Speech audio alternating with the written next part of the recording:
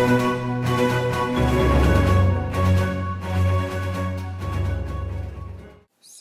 hello everyone. Our group consists of me, Alisher Kabiyev, Yernur Abenov, and Yernur Orakbayev. Today we're going to talk about the CO2 emissions in Kazakhstan. As we know, it's a great problem in the whole world, but Kazakhstan is considered to be one of the most air polluted countries in the world. And if you look at the graphics, we can see that Kazakhstan is second the most air polluted country in Central Asia.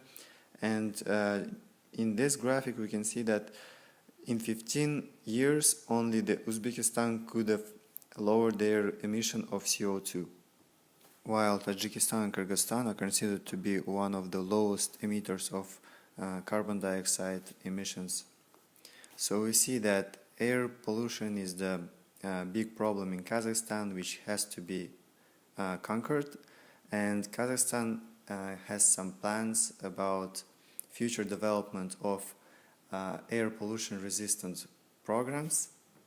And actually we can see that Kazakhstan is trying to increase their manufacturing output and at the same time decrease the pollution of the air, like we can see from the example of Uzbekistan, who increased their manufacturing output and still managed to decrease their emissions of CO2 through the implementation of new technologies and cleaning devices.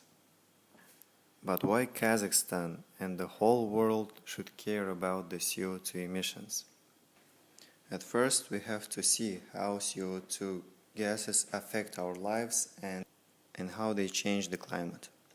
From this diagram, we can see that when there is low emissions of CO2 in the air, the incoming solar radiation is being absorbed by the Earth, and some of it is being reflected as an outgoing solar radiation.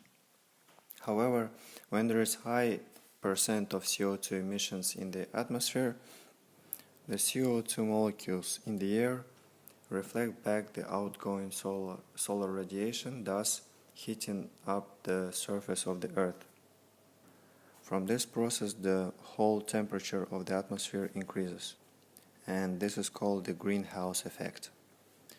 The greenhouse effect can overall change the climate and increase the temperature, which can affect the agriculture, human health, and the overall environment on Earth. Therefore, it is necessary to control the rate of emissions of CO2 into the atmosphere in order to avoid the greenhouse effect. Moving to our next part is how can we solve the problem of CO2 emission. One way to solve it is to look for the solutions of other countries.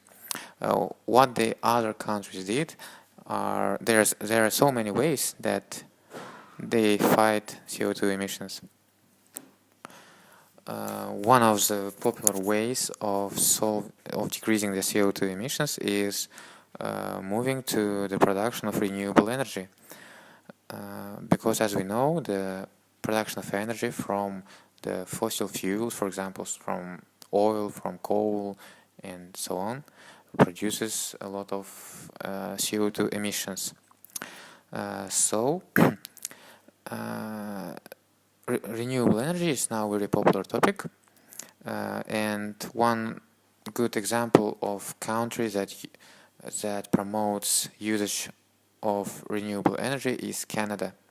In Canada, for example, is one of the leading countries that uses hydropower, and the amount of total renewable energy in Canada is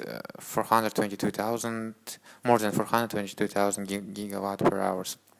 It's a really big result in comparison to the other countries. As Canada moved to the increased production of renewable energy, for example, between 2005 and 2013, Canada's greenhouse gas emissions decreased by 3.1%, while the economy grew by 12.9%. Overall, between 2005 and 2013, as Canada started to invest more money on the renewable energy, Overall decrease of emissions from energy production was 4.3%. So renewable energy will clearly help us to solve the problem of carbon dioxide emissions. Moreover, according to the Stanford scientists, reducing the carbon dioxide may not be enough to solve the problem of emissions. They claim that the solution may require carbon negative technologies. These carbon negative technologies actually remove the large amounts of CO2 from the atmosphere. One example of carbon negative technologies is BECCS. This technology actually converts woody biomass, grass and other vegetation into electricity. And during the conversion, the carbon dioxide is released. However, this technology helps to capture and store the CO2. As less carbon dioxide is released into the atmosphere, overall the level of carbon dioxide will decrease. Nowadays, there are 16 BECCS projects around the world. The numbers are not that great, but according to the predictions, the BECCS technology will help to isolate 10 billion metric tons of industrial CO2 emissions annually around the world. These were the solutions that are popular nowadays and can be implemented in Kazakhstan in near future. Kazakhstan's concept for Kazakhstan's transition to green economy, adopted in 2013, set the target of providing 30% of electricity generation from alternative and renewable energy sources, including nuclear, by 2013, and 50% by 2015. In addition to this, reducing current CO2 emissions in electricity production by 40% by 2050, while also increasing the share of gas power plants to reach 30% by 2050.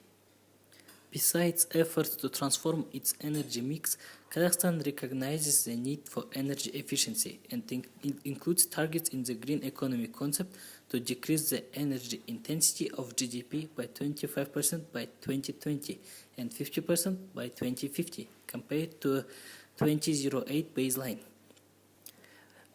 Measures are cross-sectoral in nature and range from initiatives for distinct heating to thermal renovation of houses to various energy standards and energy efficiency categories for buildings and household appliances.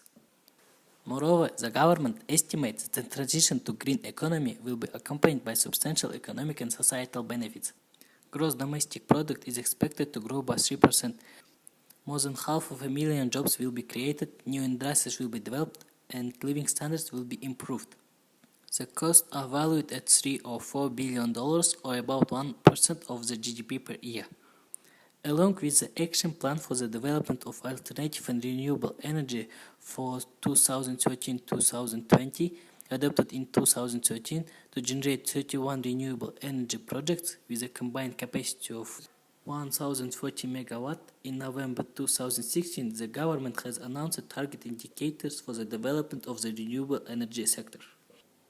However, while Kazakhstan recognizes the need to transition into a greener future, currently implemented policies are not yet sufficient to meet its targets and would lead to emission of 332 million tons of CO2 in equivalent by 2020 and 424 million tons of CO2 in equivalent by 2030. The current policy landscape prioritizes energy sector emissions, which is feasible given that energy-related activities account for 85% of countries' annual greenhouse gases emissions. As we see, the carbon dioxide emission is a very important topic for Kazakhstan, and thus our government has to implement these policies as soon as possible.